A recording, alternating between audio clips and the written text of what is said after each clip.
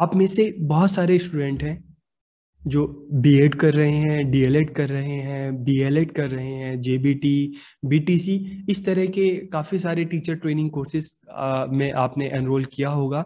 अब आपके सामने एक नया सब्जेक्ट आया है, फिलॉसफी। तो फिलॉसफी है क्या, इसका यूज क्या है, ये क्यों पढ़ाई जा रही है, इसका कंसेप्ट क्या है, मीनिंग क्या है, एम्स क्या है। तो इस तरह के बहुत सारे क्वेश्चंस आपके माइंड में आ रहे होंगे।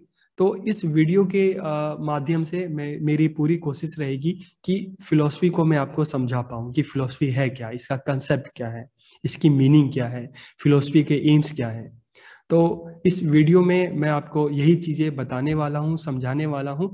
और अगर वीडियो आपको समझ में आए तो लास्ट में कमेंट करके ज़रूर बताइएगा कि आपको वीडियो कैसी लगी और ये वीडियो आपके लिए यूज़फुल है कि नहीं है। तो हम शुरू करते हैं। तो आज के इस वीडियो लेक्चर में जो हम टॉपिक्स कवर करने जा रहे हैं, सबसे पहले हम देखेंगे कि कंसेप्ट ऑफ फिलॉसफी, कि दर्शन की क्या अवधारणा है, इसका क्या कंसेप्ट है। फिर meaning of philosophy in Indian context, कि जो फिलॉसफी है इंडियन कंटेक्स्ट में इसकी क्या मीनिंग है। फिर वेस्टर्न जो वर्ल्ड है, जो वेस्टर्न फिलॉसफी है, ठीक है, तो meaning of philosophy in western context, कि वेस्टर्न कंटेक्स्ट में फिलॉसफी का क्या मतलब है। उसके बाद हम डेफिनेशन ऑफ फिलॉसफी देखेंगे कि जो अलग अलग जो फिलोसफर्स रहे हैं उन्होंने फिलॉसफी को किस तरह से डिफाइन किया है। और लास्ट में हम एम्स ऑफ फिलॉसफी। तो इस वीडियो लेक्चर में हम ये 5 पॉइंट्स जो है कवर करने वाले हैं। सबसे पहले हम बात करते हैं कंसेप्ट ऑफ फिलॉसफी, कि फिलॉसफी का कंसेप्ट क्या है। ठीक है, तो अगर हम फिलॉसफी को एक लाइन में डिफाइन करें तो हम इसको कह सकते हैं कि philosophy is related to thinking, कि दर्शन का संबंध किससे है, विचारने से है। इसलिए the highest level of thinking is also called philosophy, कि उच्चतम स्तर की सोच को, विचार को दर्शन कहा जाता है। अब किस तरह की थिंकिंग, तो the study of an idea about knowledge, कि नॉलेज क्या है, ट्रूथ क्या है, नेचर क्या है, and the meaning of life is also called philosophy, कि ये सारी चीजें हैं, ये फिलोसफी में आती है। नॉलेज क्या है, ट्रूथ क्या है, ठीक है। जैसे भगवान बुद्ध जो थे वो सत्य की खोज में, ट्रूथ को पता लगाने के लिए उन्होंने अपना घर छोड़ दिया, और 7 इयर्स तक वो काफी मेहनत उन्होंने की, काफी उन्होंने जगह जगह घूमा, सबसे बात की, और उसके बाद उन्होंने इस रिजल्ट पे पहुंचे कि ट्रूथ क्या है। ठीक है, तो nature and meaning of life, ये सारी चीजें हैं। इसकी जो स्टडी है इसको हम कहते हैं फिलोसफी। ओके, तो philosophy is a vision through which a person thinks deeply about a subject, की दर्शन एक दृष्टि है जिससे मनुष्य किसी भी विषय पर गहराई से सोचता है। चाहे वो हिस्ट्री हो, चाहे वो पॉल साइंस हो, चाहे वो लाइफ हो, चाहे वो यूनिवर्स हो, कोई भी सब्जेक्ट हो सकता है, तो जिसके बारे में हम बिल्कुल डीप में जाके सोचते हैं।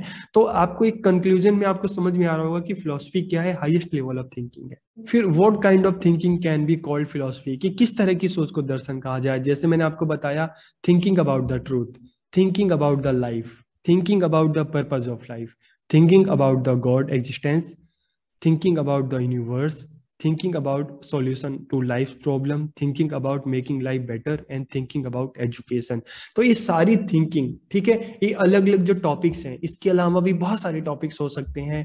ठीक है, पॉलिटिक्स हो सकता है, रिलीजन हो सकता है, सोसाइटी हो सकती है, दुनिया भर के जो टॉपिक्स होते हैं वो सारी की सारी जो इस तरह की जो थिंकिंग है, इन टॉपिक्स के बारे में हम सोचते हैं, उसको बिल्कुल गहन में, डीप में जाके उसके बारे में जब हम सोचते हैं, हमारे माइंड में क्वेश्चंस आते हैं, उस क्वेश्चंस का आंसर हम ढूंढने में लग जाते हैं। तो ये जो डीप थिंकिंग है इसको हम कहते हैं फिलॉसफी। ओके, तो अब जो ये फिलॉसफी है, तो इसको हम दो कंटेक्स्ट में देखते हैं। क्योंकि इंडियन कंटेक्स्ट में इसलिए हम इसको देखते हैं क्योंकि वर्ल्ड की जो सबसे पहला लिटरेचर है ऋग्वेद, कहाँ पे है, था बना इंडिया में। ठीक है, वर्ल्ड की सबसे पुरानी यूनिवर्सिटी तक्षशिला कहाँ है, इंडिया में। जो वर्ल्ड के जो सबसे पुराने स्कॉलर्स रहे हैं सब इंडिया में, ऋषि मुनि हमारे जितने भी रहे हैं। ठीक है, तो इंडिया को जो फिलोसफी का बर्थ प्लेस माना जाता है। ठीक है, इंडिया को फिलोसफी का बर्थ प्लेस माना जाता है। तो जो, जैसे मैंने आपको बताया कि जो दुनिया के बारे में जो थिंकिंग है, ठीक है, कि लाइफ क्या है, सॉल क्या है, गॉड क्या है, हमारी लाइफ का पर्पस क्या है, तो इस बारे में सबसे पहले जो सोचना शुरू किया गया था, इंडिया में शुरू किया गया था। हमारे जो ऋषि मुनि थे जिन्होंने वेदों को लिखा, और आगे चलकर दुनिया भर के उन्होंने लिटरेचर इस टॉपिक पे लिखे। ठीक है, तो इसीलिए हम फिलोसफी को सबसे पहले हम इंडियन कंटेक्स्ट में देखते हैं कि हमारे यहाँ के जो स्कॉलर्स रहे हैं, ठीक है, उन्होंने इस तरह के जो क्वेश्चंस हैं लाइफ से रिलेटेड, यूनिवर्स से रिलेटेड, वर्ड से रिलेटेड, सोल से रिलेटेड, गॉड से रिलेटेड, उनके बारे में उनकी अपने क्या राय हैं। ठीक है, तो India is considered to be the place of origin of philosophy. The great and ancient philosophy of the world originated in India. जैसे मैंने आपको बताया कि दुनिया के सबसे पुराने जो लिटरेचर हैं, स्कॉलर्स हैं, सब इंडिया में, भारत में जन्मे हैं। और दुनिया के बारे में इन्होंने अपनी सोच को लिटरेचर के माध्यम से दुनिया तक पहुंचाया। ठीक है, तो इसलिए दुनिया के जो महान व प्राचीन दर्शन का उद्भव भारत में ही हुआ। तो इसलिए हम फिलोसफी को सबसे पहले इंडियन कॉन्टेक्स्ट में देखते हैं। ठीक है, according to Paninian grammar the word darshan means to see or a vision. कि पाणिनि व्याकरण के अनुसार दर्शन शब्द का अर्थ क्या है? देखना या दृष्टि। तो नॉर्मल देखना नहीं, देखना किस तरह से देखना? जब हम किसी चीज को देखते हैं तो उस पर हम सोचते हैं, विचार करते हैं, उसको हर एंगल से हम देखते हैं। ठीक है, तो इस तरह की जो विजन है, जो दृष्टि है, उसे हम कहते हैं दर्शन। ठीक है, अब पाणिनि ने इसको एक्सप्लेन करते हुए क्या बोला? Panini has said that the meaning of the word darshan is not only to see or see the ordinary, but to see or contemplate by the intuitions and to draw the right conclusion. ठीक है, तो पाणिनि क्या कहते हैं कि दर्शन शब्द का अर्थ केवल देखना या सामान्य देखना नहीं है, बल्कि अंतर मन से देखना, और देखना, मनन करना, और एक कंक्लूजन पे पहुंचना। जैसे हम आसमान में तारे को देखते हैं, ठीक है, तो तारे को देखने के बाद सिर्फ तारा नहीं, वो चमक क्यों रहा है, उसका अर्थ से क्या डिस्टेंस है, वो कैसे बना। तो इस तरह की सोच, तो देखना नहीं, देखकर समझना, उसको एनालाइज करना और एक कंक्लूजन पे पहुंचना। तो इस तरह की जो दृष्टि है, विजन है, उसको हम क्या कहते हैं? फिलॉसफी।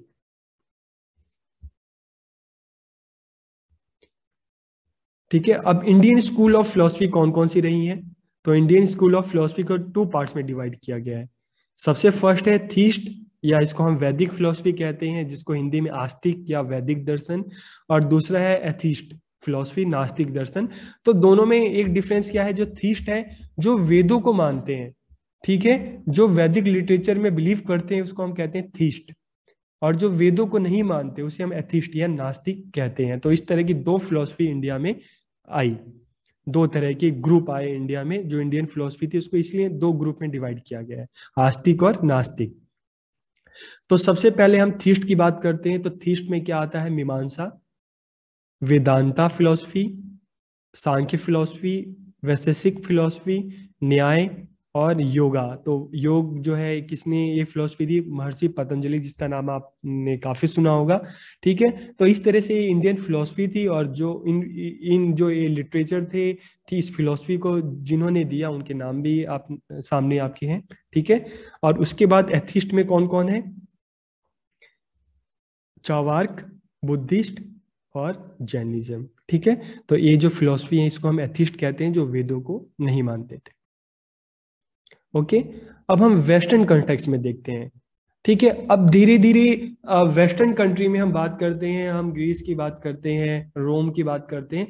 तो आगे चलकर जब वहां पे जो फिलोसफर्स थे, उन्होंने दुनिया को अपनी नजर से देखा, और दुनिया के बारे में जो उन्होंने अपने विचार दिए, आगे चलकर एक नई फिलोसफी बनी, और उसको हम कहते हैं वेस्टर्न फिलोसफी। तो वेस्टर्न जो वर्ल्ड है, वहां पे जो अलग अलग स्कॉलर्स थे, ठीक है, उन्होंने दुनिया को किस नजर से देखा, तो इसके बारे में हम जो उन्होंने अपने विचार दिए, ठीक है, उसको हम कहते हैं स्कूल ऑफ वेस्टर्न फिलोसफी का एक पार्ट है।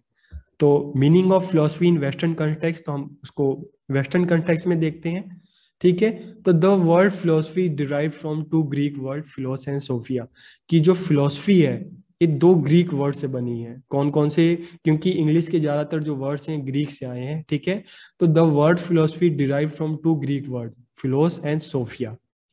ठीक है, तो फिलोस का मतलब क्या है? Love, and sophia means knowledge या विजडम। तो एक क्वेश्चन आपके एग्जाम में अक्सर आते हैं कि जो फिलोसफी है, ये जो वर्ड कहाँ से डिराइव हुआ है, और फिलोस का क्या मतलब है, सोफिया क्या है? तो philos means love and sophia means knowledge, wisdom.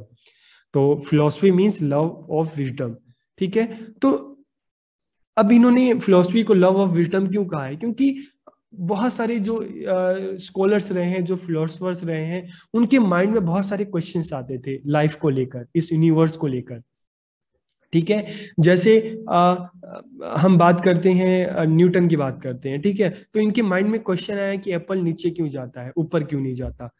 तो इस क्वेश्चन का जब तक उनको आंसर नहीं मिल गया तब तक वो उस नॉलेज को पाने में लगे रहे। ठीक है, इसी तरह से हम पुराने एरिस्टोटल की बात करते हैं, अरस्तु, इसके अलावा प्लेटस की बात करते हैं, तो इनके भी मन में इस यूनिवर्स को लेके बहुत सारे क्वेश्चंस थे, और इन्होंने भी बहुत सर्च किया उस क्वेश्चंस का आंसर ढूंढने के लिए, और लास्ट में एक कंक्लूजन पे पहुंचे। ठीक है, तो लव ऑफ विजडम इसलिए कहते हैं क्योंकि फिलोसफी जो है ये नॉलेज की बात करता है। ठीक है, कि जब तक हम माइंड में आपके क्वेश्चन है और जब तक हम उसके आंसर हमें पता ना चल जाए, तब तक उसके आंसर को ढूंढने में लगे रहते हैं, अपनी थिंकिंग को उस लेवल पे लेके जाते हैं हम सब। ठीक है, जब तक कि हमें उस क्वेश्चन का आंसर ना मिल जाए। ठीक है, तो फिलोसफी का मतलब वेस्टर्न कंटेक्स्ट में देखें तो लव ऑफ विजडम की, नॉलेज के लिए प्यार, नॉलेज को लेकर, ज्ञान को लेकर जो प्रेम है आदमियों में, इंसान में, उसको हम कहते हैं philosophy, love of wisdom. Okay, ज्ञान से प्रेम। उसके बाद वेस्टर्न स्कूल ऑफ फिलोसफी कौन कौन सी है? आइडियलिज्म, नेचुरलिज्म है, प्रैग्मेटिज्म है, ह्यूमनिज्म है, रियलिज्म है, एक्सटेंशलिज्म है। तो ये सारी फिलोसफी आप इसमें पढ़ेंगे अपने सब्जेक्ट्स में। जो फिलोसफी है, ये सारी की सारी फिलोसफी आप बीएड में पढ़ेंगे, और जो इंडियन जो फिलोसफी है वो अक्सर एमएड में पढ़ाई जाती है। ओके, तो ये सारी हैं, और आगे चलकर इन सब पे भी मैंने वीडियो बनाए हैं, तो आप उसको देख सकते हैं। तो अपने आप में आइडियलिज्म क्या है, नेचुरलिज्म क्या है, प्रैग्मेटिज्म क्या है, ह्यूमनिज्म, रियलिज्म, एग्जिस्टेंशलिज्म। ओके, आगे हम बढ़ते हैं। अब हम देखते हैं डेफिनेशन की, अलग अलग जो फिलोसफर्स थे उन्होंने फिलोसफी को किस तरह से डिफाइन किया है। तो हमारे जो second president doctor Sarvepalli Radhakrishnan थे, उन्होंने क्या कहा फिलोसफी को लेकर, कि philosophy is a logical inquiry into the nature of reality, कि दर्शन सत्य के स्वरूप की तार्किक विवेचना है। ठीक है, अब रियलिटी क्या है, लॉजिकल, जैसे एक एग्जांपल है कि जो सन है वो ईस्ट से निकलता है और वेस्ट में जाता है। ठीक है, कि सूरज जो है वो पूरब से निकल के पश्चिम में ढलता है, तो क्यों, इसके पीछे का लॉजिक क्या है? पश्चिम से क्यों नहीं निकलता, वेस्ट से क्यों नहीं निकलता, ईस्ट में क्यों जाता है? तो उसके पीछे लॉजिक ये है कि सूर्य जो सन है वो अपनी जगह क्या कहते हैं बिल्कुल फिक्स है, और जो अर्थ है वो क्या कहते हैं वेस्ट से ईस्ट की तरफ घूमती है, इसलिए हमें ऐसा लगता है कि जो सन है वो ईस्ट से निकलता है और वेस्ट में जाता है। तो फिलोसफी क्या हुआ, इज अ लॉजिकल इंक्वायरी। ठीक है, एक तार्किक विवेचना है कि एक रियलिटी है कि हाँ, जो सन है वो ईस्ट से वेस्ट जाता है। ठीक है, ईस्ट में निकलता है, वेस्ट में ढल जाता है, लेकिन उसके पीछे का लॉजिक क्या है? तो उसके पीछे का लॉजिक ये है। तो philosophy is a logical inquiry into the nature of reality, कि सत्य जो है, जो ट्रूथ है, उसके पीछे का लॉजिक क्या है, ये हमें कैसे पता चलता है? फिलोसफी के थ्रू। फिस्टी जो है, उन्होंने क्या कहा, philosophy is the science of knowledge, कि फिलोसफी क्या है? ज्ञान का विज्ञान है, कि नॉलेज के पीछे का क्या साइंस है। जैसे मैंने आपसे बोला कि आप सबको पता है कि नॉलेज है कि सन ईस्ट से निकलता है, वेस्ट में ढलता है, ये नॉलेज है, लेकिन इसके पीछे का साइंस क्या है? तो इसके पीछे का साइंस यही है। ठीक है, कि सन अपनी जगह फिक्स है, और उसके अलावा जो अर्थ है वो वेस्ट से ईस्ट की तरफ घूमती है, इसलिए हमें लगता है कि जो सन है वो ईस्ट में निकलता है और वेस्ट में जाता है। ठीक है, तो फिलोसफी क्या है, ये चीजें हमें कब पता चली? जब हमारे यहाँ पे जो स्कॉलर्स थे, चाहे इंडिया में चाहे वेस्ट में, वेस्टर्न कंट्री में, उन्होंने इस चीज को जब जानने की कोशिश की, जब एक क्वेश्चन उनके माइंड में आया और इसके जानने के लिए उन्होंने अपनी पूरी जिंदगी लगा दी। ठीक है, अपनी थिंकिंग को उस लेवल पे लेके गए। तो इस तरह की जो थिंकिंग है उसको हम फिलोसफी कहते हैं, इसलिए हम कहते हैं philosophy is the science of knowledge. Plato ने क्या कहा, कि philosophy aims at a knowledge of the eternal nature of thing, कि दर्शन का उद्देश्य चीजों की शाश्वत प्रकृति का ज्ञान है, कि जो भी आपके आसपास जो चीजें आपको दिखती हैं, ठीक है, वो क्या हमेशा ऐसी रही, कि उसमें क्या चेंजेस आए, वो चीजें कैसी बनी आपके आसपास, चाहे सन है, चाहे मून है, चाहे आपकी अर्थ है, तो इसके पीछे की जो नॉलेज है, ठीक है, उसे हम कहते हैं फिलोसफी। और कांट जो है, एम्यूल कांट है, उन्होंने क्या कहा, philosophy is the science and criticism of cognition, कि दर्शन अनुभूति का विज्ञान और आलोचना है। हम जो भी देखते हैं, ठीक है, उसके पीछे का क्या लॉजिक है, और हम दुनिया को अपनी नज़र से देखते हैं, क्या सही है क्या गलत है। ठीक है, हम अपनी थिंकिंग जो हमारी है, हम जो हम अपनी थिंकिंग को डीप लेवल पे ले जाते हैं, तो हम चीज़ों को सही गलत का भी ज्ञान होता है। तो इसलिए फिलोसफी, कांट ने क्या कहा, philosophy is the science and criticism of cognition, कि जो भी हम देखते हैं महसूस करते हैं उसके पीछे उसके पीछे का जो साइंस है और जो क्रिटिसिज्म है, उसे हम क्या कहते हैं, फिलोसफी। ओके, अब हम लास्ट में देखते हैं एम्स ऑफ फिलोसफी क्या है, दर्शन के लक्ष्य। To develop an understanding of philosophy, कि दर्शन शास्त्र के प्रति समझ विकसित करना, कि फिलोसफी का एम ही सबसे पहला है कि फिलोसफी होती क्या है ये बताना। ठीक है, इसके लिए एक अंडरस्टैंडिंग डेवलप करना। To enable the student to think independently, कि हर किसी के पास माइंड है। ठीक है, तो स्टूडेंट को इस काबिल बनाना। ठीक है, फिलोसफी का ये है कि हर कोई इंडिपेंडेंटली सोच सके, स्वतंत्र रूप से सोच सके अपने लिए, इस दुनिया के लिए। ठीक है, to inspire the confront the philosophical problems, कि दार्शनिक समस्याओं का सामना करने के लिए प्रेरित करना। ठीक है, तो जो भी दार्शनिक जो समस्याएं हैं, ठीक है, इसका सामना करने के लिए है कि दार्शनिक समस्याएं क्या हो गई, आपकी सोसाइटी से, आपके मन में जो भी क्वेश्चन आता है दुनिया को देखकर। ठीक है, जैसे भगवान बुद्ध के मन में क्वेश्चन आया कि ट्रूथ क्या है, न्यूटन के मन में क्वेश्चन आया कि एप्पल नीचे क्यों जाता है। ठीक है, महावीर जी के भी मन में क्वेश्चन आया होगा, तो उन्होंने अपना घर छोड़ दिया। गुरु नानक जी के मन में भी इस तरह के क्वेश्चंस आए होंगे। तो इस तरह से हमारे जितने भी स्कॉलर्स हैं, उनके मन में कोई ना कोई इस तरह के क्वेश्चंस आए होंगे, तभी तो उन्होंने उसका आंसर पाने के लिए अपनी पूरी जिंदगी लगा दी। ठीक है, तो ये जो क्वेश्चन है, यही एक तरह की क्या है, फिलोसफिकल प्रॉब्लम है। और हम जब इन क्वेश्चन, जो क्वेश्चन आते हैं और जब इसका आंसर हम ढूंढने में लग जाते हैं, और जब तक आंसर नहीं मिलता हम हमेशा कोशिश करते रहते हैं। ठीक है, तो फिलोसफी ही हमें हमें इंस्पायर करती है कि इन फिलोसफिकल जो प्रॉब्लम्स हैं, इसका सॉल्यूशन हम निकालें और उसमें लगातार लगे रहें। जैसे भगवान बुद्ध हैं, इन्होंने, न्यूटन है, इन्होंने इन्होंने जो भी प्रॉब्लम आई इसका सॉल्यूशन निकाला। ठीक है, तो to inspire the confront the philosophical problems, की दार्शनिक समस्याओं का सामना करने के लिए प्रेरित करता है philosophy. To develop the habits of critical thinking, की आलोचनात्मक सोच की आदतों का विकास करता है, कि जब हम दुनिया को देखते हैं अपनी नजर से, ठीक है, जानते हैं, समझते हैं, अपनी नॉलेज को बढ़ाते हैं, तो इस दुनिया को हम क्रिटिकली एनालाइज कर सकते हैं कि क्या सही है क्या गलत है। To introduce the philosophy of the great philosophers of the world, कि विश्व के जो महान दार्शनिक हैं उनके बारे में बताना, उनकी फिलोसफी के बारे में बताना। To solve the current problems related to education, कि शिक्षा से संबंधित जो भी समस्याएं, चाहे करिकुलम है, स्कूल है, डिसिप्लिन है, टीचर से रिलेटेड है, स्टूडेंट से रिलेटेड है, कोई भी प्रॉब्लम है उसको दूर करना। To help the teacher to make the classroom teaching effective, कि क्लासरूम टीचिंग को किस तरह से इफेक्टिव बनाया जाए, इसमें फिलोसफी हेल्प करती है। Develop an effective curriculum for student, विद्यार्थियों के लिए एक प्रभावी पाठ्यक्रम बनाने में भी फिलोसफी हेल्प करती है, क्योंकि इस तरह की चीजों के लिए एक आपकी विजन चाहिए, एक थिंकिंग चाहिए। ठीक है, एक हाईएस्ट लेवल ऑफ थिंकिंग चाहिए, ताकि आप बच्चों को ध्यान में रखकर, उनके लेवल को ध्यान में रखकर एक अच्छे करिकुलम बना सके। तो इसमें भी एक अच्छी थिंकिंग का होना जरूरी है, और जहाँ थिंकिंग है वहां पे फिलोसफी है। Formulate educational policies and planning, की शैक्षिक नीतियां और योजना तैयार करना। Finding out the nature of truth, सत्य के स्वरूप का पता लगाना कि सत्य है क्या, रियलिटी क्या है। To develop knowledge and understanding of the main areas of Indian and western philosophy, कि भारतीय और पश्चिमी दर्शन के मुख्य क्षेत्रों का ज्ञान और समझ विकसित करना।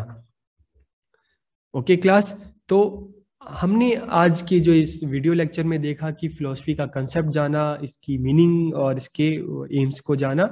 तो फिर से मैं आपको एक बार कंक्लूजन में फिर से मैं आपको बताता हूँ कि फिलोसफी क्या है। ये हाईएस्ट लेवल ऑफ थिंकिंग है। फिलोसफी इज अबाउट थिंकिंग, इसका संबंध थिंकिंग से है।